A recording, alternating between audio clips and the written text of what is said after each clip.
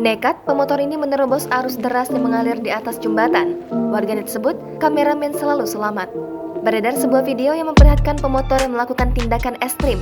Video tersebut diunggah oleh akun TikTok @rida_alfi_arazak. Dalam video tersebut, terlihat pemotor wanita yang sedang berboncengan sedang melintasi jembatan yang di bawahnya terdapat sungai. Sungai tersebut meluap dan berarus deras sehingga sebagian jembatan dipenuhi aliran air sungai. Namun, pengendara motor tersebut tetap nekat melewati jembatan yang dialiri air sungai meluap berarus deras.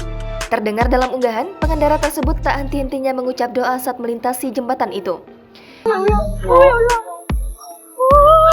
Bahkan, wanita itu sempat berteriak histeris kalau melewati luapan sungai yang cukup deras karena kendaraannya sedikit terbawa arus.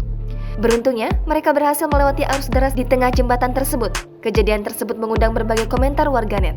Beberapa warganet yang mengatakan tindakan yang dilakukan pemotor tersebut sangat beresiko. Banyak juga warganet yang bercanda mengatakan pemotor tersebut aman karena membawa kamera dan merekamnya yang berarti kameramen selalu selamat.